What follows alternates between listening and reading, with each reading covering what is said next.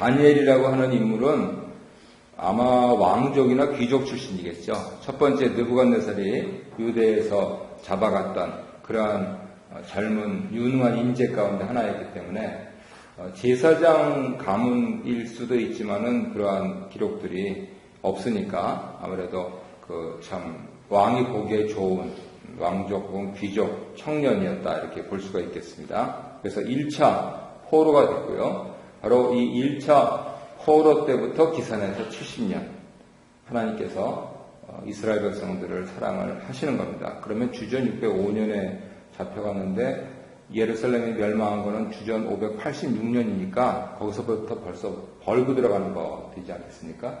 우리는 주전 586년부터 70년 하면은 주전 516년이나 돼야지 포로들이 돌아오는데 그렇지 않고 훨씬 거의 25년, 4반세기 일찍 오거든요. 그러니까 하나님 믿는 것이 조금 힘들어 보여도 하나님께서 철저하게 믿는 자 중심으로 계산하고 계시다라고 하는 거, 그런 걸 믿으면은요, 굉장히 좋습니다. 그래서 그만큼 다니엘도 선구적으로 고난을 당한 사람이죠. 젊고 영리했고, 그리고 하나님께 의롭다 인정받았고요. 하나님께 의롭다 인정받은 사람 누가 있을까요? 창세기부터 쭉 내가면 욥, 아브라함 시대에 욥이 있고요. 그리고 아브라함이 있겠고요. 또 노아, 그리고 에녹, 그리고 조금 역사적으로 내려와서는 요셉 같은 사람이 있겠죠. 그래서 요셉하고 다니엘은 이방 나라에서 총리 자리에 오른 사람입니다. 그래서 우리나라 출신으로서 이제 우리 캐나다 이민 사회에서도 조금 분발을 해야 될 것 같고요. 성경에서는 크게 은총을 입은 자라고 3번 얘기하고 있습니다. 9장 23절, 10장 11절, 19절. 신약에서 크게 은총을 입은 자 누가 생각납니까?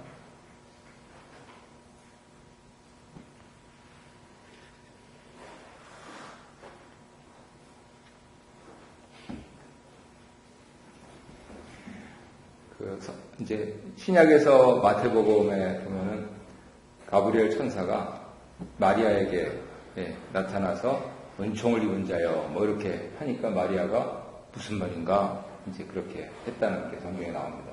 그래서 하나님께 은총을 입는 게 굉장히 중요한 거고 우리가 은총을 입는 그런 삶을 살면은 승리하지 않을 수가 없죠. 물론 고난은 당합니다. 거기 다니엘의 세 친구 이름도 나와 있는데요. 이분들 전부 다 고난과 역경을 통해서 이제 성경에 이름을 남긴 그러한 사람들이고요. 그래서 다니엘과 다니엘의 주변 상황 또 그의 별칭 이런 것들을 보면 하나님께서 얼마나 사랑하셨는가 하는 것 그 부분들을 알 수가 있겠고요. 오늘 묵상 본문 말씀도 마찬가지죠. 하나님께서 아버지가 되셔서 얼만큼 사랑해 주시는가. 한편으로는 아버지를 경험해보지 못한 분들에게는 또 집안 어른이라든가 또는 교회 어른이라든가 혹은 아는 분들이 또 그러한 역할들을 해줄 필요가 있습니다. 가만히 돌이켜보면은 저희 선친도 아버지를 경험을 못 하셔가지고 한 번은 그렇게 말씀을 하시더라고요. 제가 중학생 때 내가 너한테 어떻게 해줘야 되냐 이제 질문을 하시더라고요. 왜냐하면 저희 아버지 9살 때 할아버지가 돌아가셨으니까. 그러니까, 그러고 나서 이제 인생을 막 이렇게 개척하면서 하셨는데, 실제적으로는 그런 기억이 없는 거예요. 그리고 저도 큰애를 키우면서, 어렸을 때부터 이제 국민학교 거의 다 됐을 때에도 제가 약간 기능을 잘 못했던 거가 왜 그럴까 하려고 생각해보니까 그때 저희 아버지는 저한테 없으셨거든요. 월남전 참전하시고. 그렇게 아주 10년 동안 그래서 결국은 이 경험이라는 게 굉장히 중요합니다. 제가 그때 아버지를 경험을 하고 어머니를 경험을 하고 또 할아버지 할머니를 경험하고 그래서 지금 이 자리에는 이제 할아버지 할머니들이 많이 계시니까 지금 아직 건강하실 때 할아버지 할머니에 대한 이미지를 확실하게 더구나 신앙적인 이미지를 확실하게 남겨주시는 게 어떻게 보면 굉장히 중요한 전략적으로 접근해야 될 그런 겁니다. 그래서 다니엘과 그 주변 인물들을 봤을 때 하나님을 경험하고 또 하나님께서 우리에게 허락하신 그런 사람들을 경험하고 하는 게 굉장히 중요합니다. 다니엘서는요, 묵시록인데요. 구약의 묵시록입니다. 영어로는 아포칼립스라고 그러죠. 우리 그 옛날에 유명했던 영화 중에서 지옥의 묵시록이라고 하는 영화 아시죠? 베트남전 배경으로 해서요. 그랬을 때 여기서 묵시라고 하는 것은 숨겨진 계획을 나타낸다 라고 하는 것입니다. 그래서 사람들이 묵시의 말들은 무슨 말인지 아는데 그 뜻이 뭔지를 모르는 거예요. 우리가 쓰는 말을 쓰니까 이게 무슨 말이지 이랬고 되는데 요한계시록도 보면은 옛날에는 요한묵시록 이렇게 그 성경을 부르셨거든요. 왜냐면 다 우리가 아는 단어인데 무슨 뜻인지 모르겠는 거예요. 그래서 숨겨진 그 계획 그것을 하나님께서 나타내셨다라고 하는 것입니다. 특별히 다니엘서에서는 그것을 환상을 통해서 나타내시죠. 32회 나온다고 이렇게 교재에 되어 있습니다. 그리고 이 환상들을 통해서 그 하나님께서 드러내신 것은 뭐냐면 적그리스도, 대환란, 또 예수님의 재림, 부활과 심판. 이것은 결국 다시 말해서 요한계시록의 주제하고 같습니다. 그러니까 결국 다니엘서를 읽을 때는 요한계시록을 같이 읽어야 된다. 그래야지 신구약의 묵시록을 우리가 제대로 이해할 수 있다라고 그렇게 주장을 할 수가 있게 되지요. 예수님께서 다시 오신다라고 하는 것은요, 의외로 옛날부터 예언이 되어 있었습니다. 그리고 이 묵시에도 드러났습니다. 그래서 우리가 지난번에 사도 요한이 오해했던 것이라고 설명을 드렸었는데요. 멀리서 보면은 두 산이 겹쳐져 있는데 하나밖에 안 보이거든요. 그러니까 사도 요한은 우리가 흔히 얘기하듯이 그리스도의 왕국이 임할 줄 오해를 했던 거죠.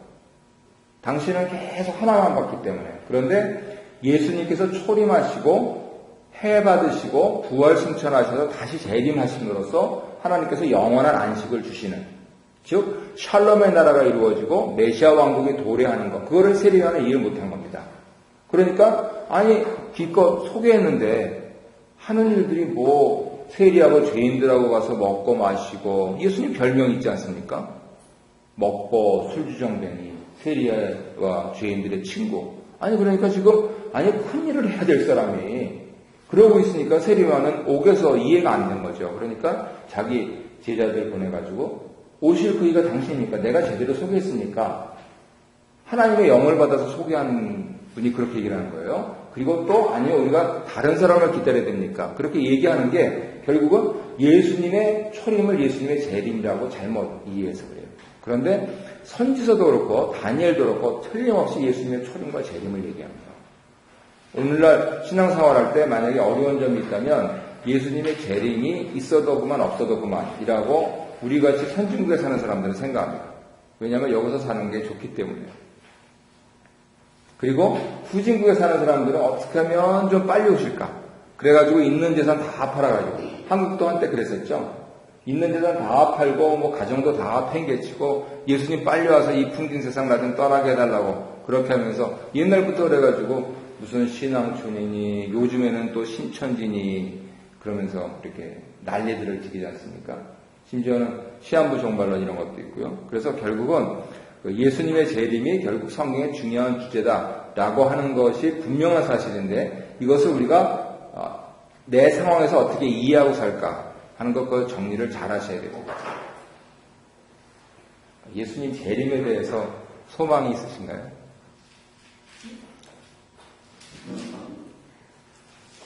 아니면 나 조금 더 살고 있다가 오시라고 그러는 거예요? 어느 쪽이세요?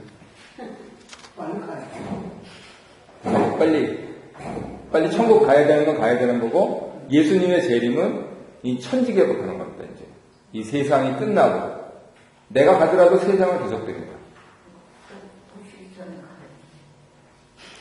예수님 오시기 전에 사실 그렇게 혹시 티켓 못 받을 수도 있으니까요. 재림에서.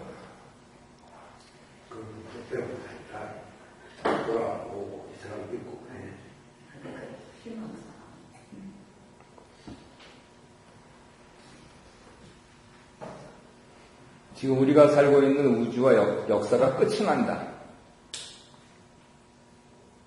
그리고 신천 신지가 도래한다. 사실 뭐 별로 잘 생각 안 하는 거라서요. 그래서 이 장로님 말씀이 가장 현실적일 수도 있습니다. 뭐 그냥 나온 내가 얼른 예수 믿고 살다가 죽어가지고 천국 가면 되지 뭐. 그러면은 나는 재림에서도 일단 공중 혼인잔치에 있을 거고. 그럼 빨리 가. 난 별로 올라가서 만나요. 장로님은 살아서 휴고하시고. 네. 재림과 관련해서 한 가지만 정리를 하죠. 산 사람 먼저인가요? 죽은 사람 먼저인가요? 성도들 중에서. 죽은 사람 먼저죠. 그거는 사도 바울이 틀림없이 데살로니가에서 정리를 해놓은 거고요. 천사장의 나팔 소리가 들릴 때 죽은 자들이 먼저 일어나고 그리고 이어서 우리 산자들이 올라갑니다. 그랬을 때 그 올라간다는 거를 이제 랩처라고 해서 한국말로는 휴거 이렇게 했는데 휴거라는 말은 성경에 없고요. 랩처라고 하는 말은 이제 황홀경이라고 하는 그런 뜻이거든요. 그러니까 뭐 어떻게 설명할 수가 없다 그거죠. 그래서 그걸 좀 극대화시켜가지고 비행기 조종사가 예수를 잘 믿던 사람에서 비행기가 추락하고 버스 운전사가 예수를 잘 믿던 사람이어서 스쿨버스가 다리 밑으로 내려가고 뭐 이제 이런 영화들 그런 영화들이 가끔 있는데 그 부분들은 어떻게 지지받고 있는가는 저는 잘 모르겠습니다. 하지만 중요한 사실은 죽은 자들이 먼저 일어나고 우리 산자들 예수님을 환영한다라고 하는 그런 부분들은 재림과 관련해서 꼭 기억하셔야 될 거고요. 그러고 보면은 성도의 죽음과 또 죽음 이후의 삶 이런 부분에 대해서도 좀 개념을 잘 정리를 하셔야 될 것 같아요. 어떻게 정리들이 돼 있으신가요? 성도의 죽음과 죽음 이후의 삶.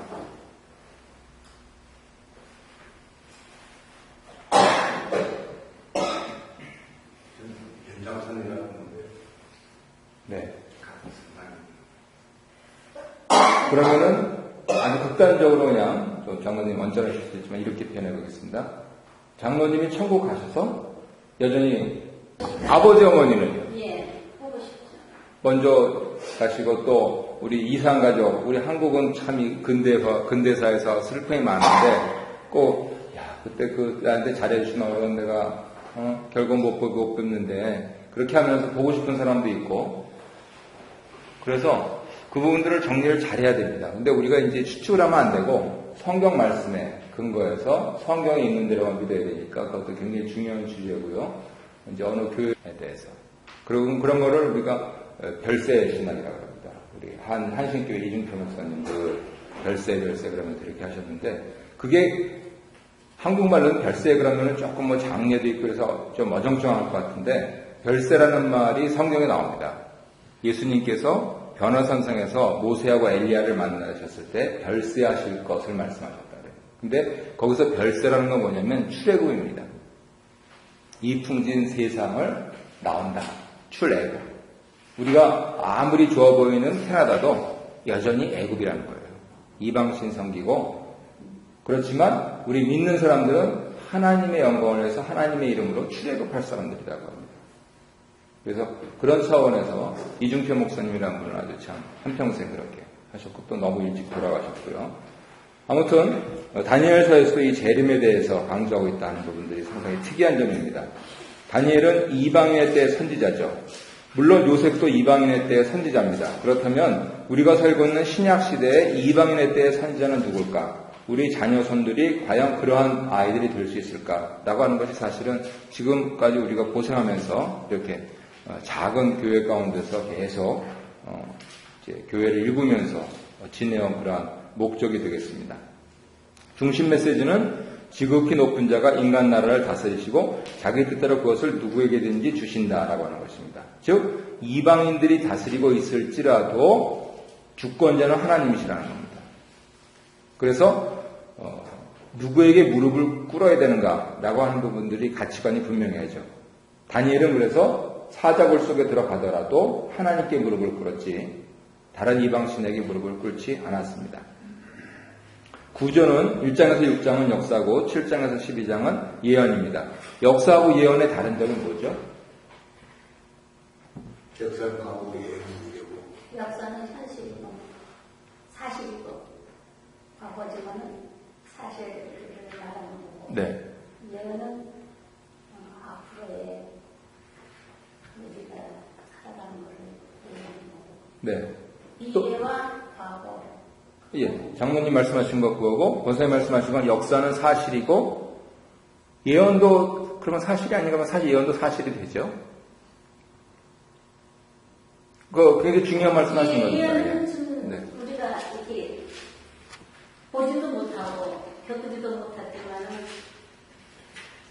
뭐라고 표현하는 근데 성경적으로 얘기하는 예언도 사실 예언대 어떤 얘기들이 다 이루어져 가고 있습니다. 네. 네. 아마 그래서 권사님 말씀하시고 싶은 거를 제가 그냥 이거는 뭐 이렇게 누구나 인정하는 건 아니지만 그 말을 그냥 이렇게 좀 바꿔서 쓰면 사실이냐 진실이냐 좀 이렇게 얘기를 할 것 같아요.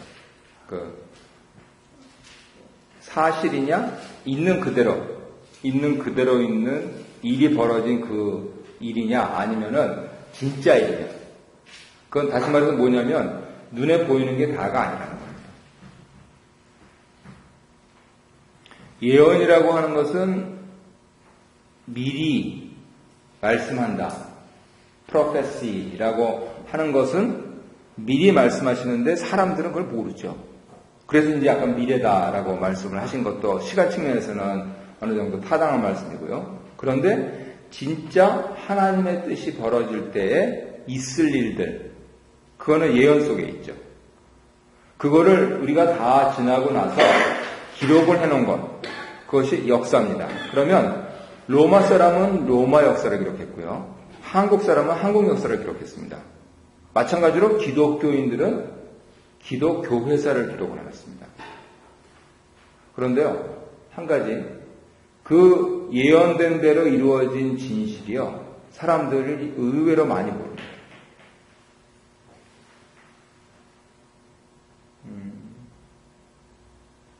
그래서 역사에서는 왜곡이 많이 일어나죠. 이긴 자의 역사입니다. 지금도 계속 그게 되지 않습니까? 우리 흔히 얘기하는 종군 위안부 정신대 문제요. 일본 사람들이 왜 그럽니까? 자기네 역사에서는 그거는 받아들일 수가 없는 거예요. 일본 사람들은 아니 나라가 합병돼서 합의해가지고 같이 이렇게 뭐 군종사병식으로 여성들이 동원돼서 전쟁 때 갔는데 그걸 뭘 배상을 하라고 그러냐고. 그 사람들은 죽었다 깨도 이해 못합니다. 3대가 지나면서 그 역사를 배웠기 때문에요. 그런데 우리가 보기에는 그거는 정말 왜곡된 역사잖아요. 언제 합의했냐고요. 그래서 심지어는 뭐 아직도 생전에 계신 분들도 계시고 하면서 그렇게 처참하게 유린당하고 하는 이러한 일들 지금 봐라 여기 있지 않느냐 당사자가. 그래도 꼼짝 안 합니다. 그 왜곡의 정도가 너무 심해서요.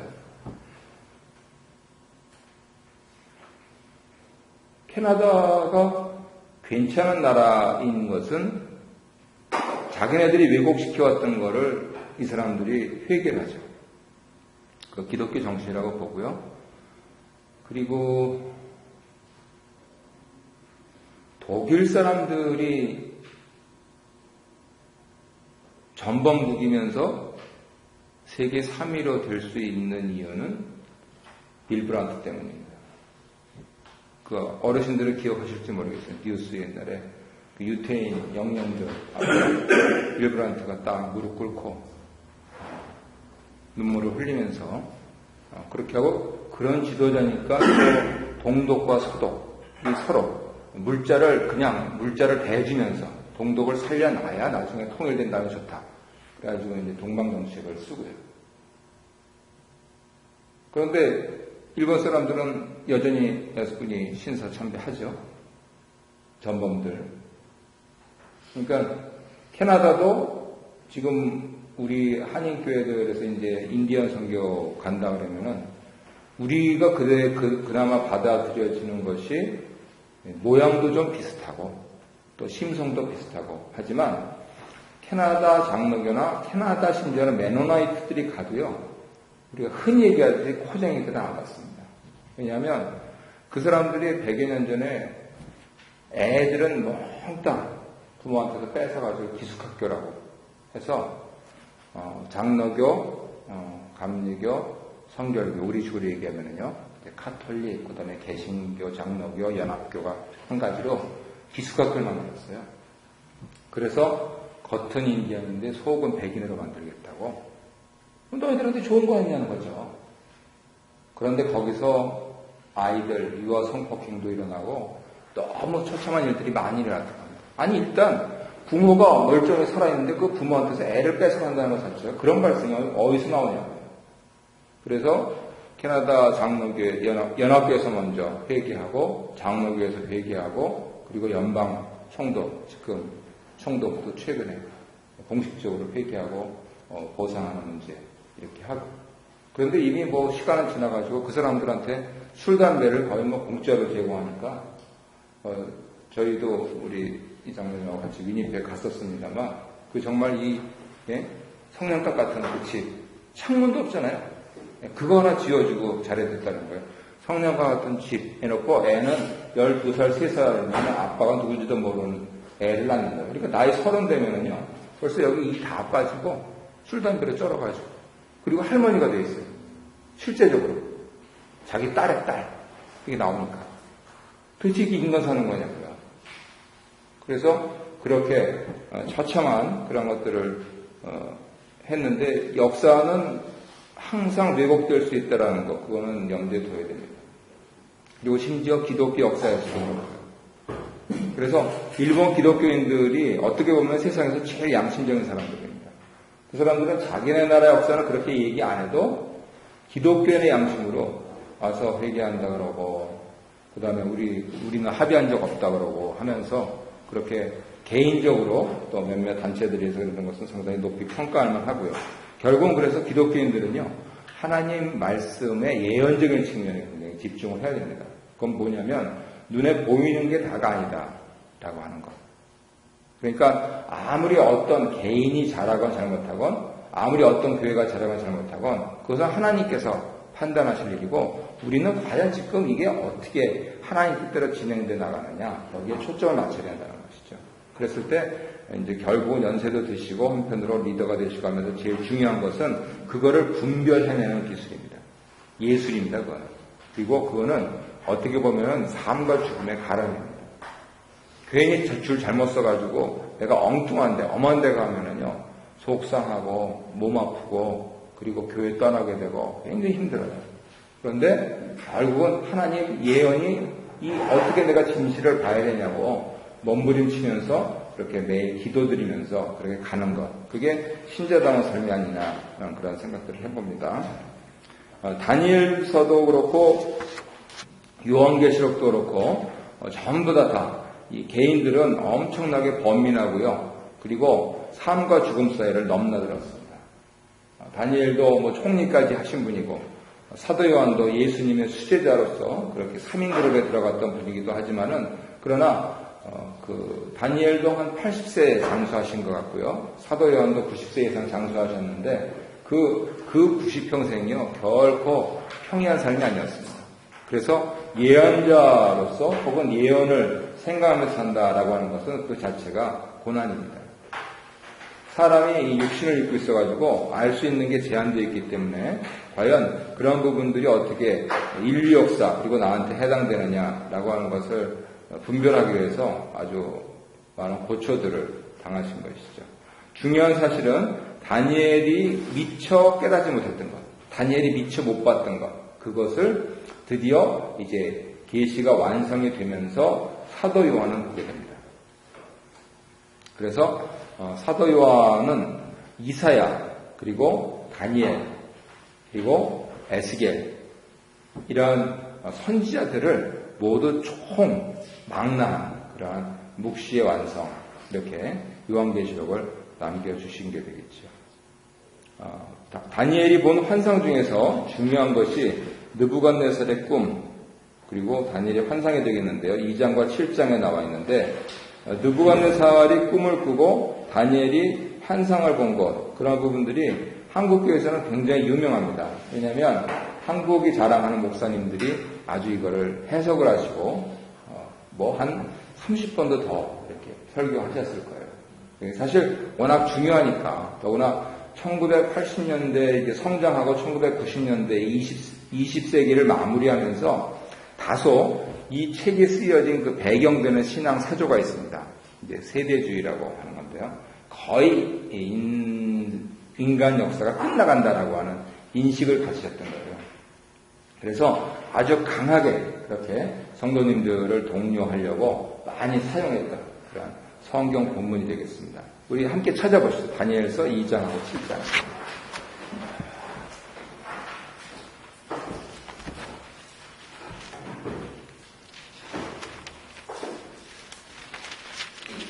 한번 2장을 보시고 그 큼지막한 제목으로 널찍널찍하게 보시고요.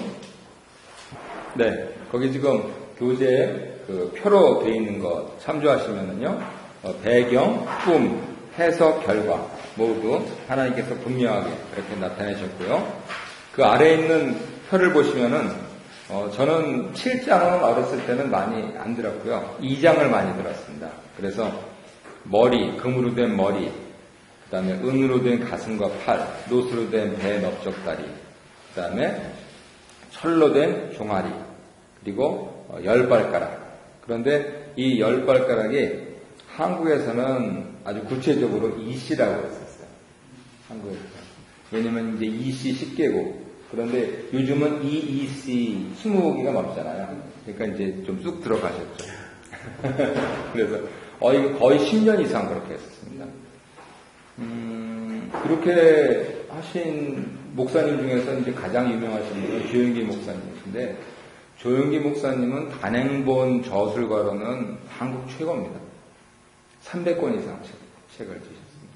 근데 이제 물론 설교하신 거 테이프 풀어가지고 이렇게 설교지. 그래서 다니엘서 강해 같은 경우는 거의 이게 몇십만 분 안 했을 겁니다. 자체 교인들만 사보고, 그 교회 교인 아니고 다른 분들도 사보고 그랬습니다. 서울 서적 그래가지고 아주 엄청나게. 그래서 그 판권만 해도 대단합니다. 말이 그렇지 책을 300권 쓰셨어요. 대단한 겁니다. 그랬을 때 이 밸류가 점점 낮아지는 걸로 이렇게 되어 있는데, 실제적으로 당시의 밸류로 보면은요, 사람들이 금을 좋아했습니다. 그렇지만 왕들이 가장 많이 확보하고 싶어 했던 것은 철입니다.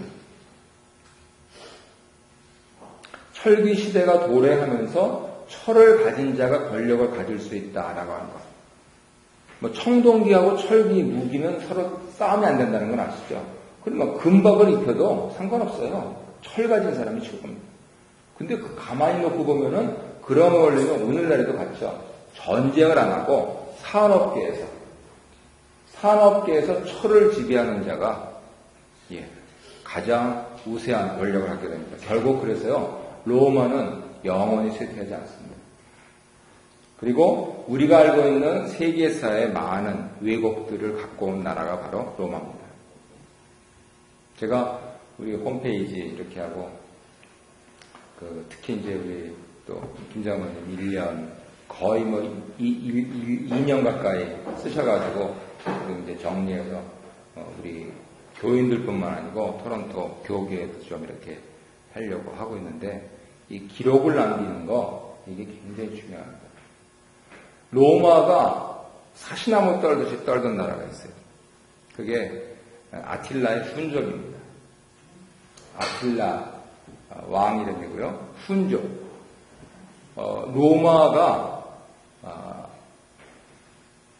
금 15만 개를 매년 곡물로 바쳤던 나라예요.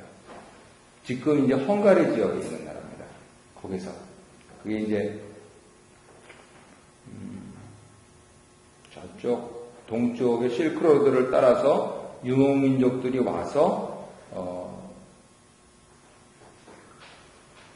각각 이렇게 개인적으로 용맹함을 자랑하던 사람들을 하나의 군대로 조직한 사람이 이제 아틸라라고 알려져 있는데, 이 사람한테 그 유명한 로마가 금화를 15만 개씩 바쳤어요.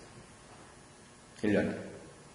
근데 그 사람들은 그걸 가지고 뭘 했느냐? 녹여가지고 전부 다 귀걸이하고 목걸이하고 심지어는 말도 다 금으로 입혔어요.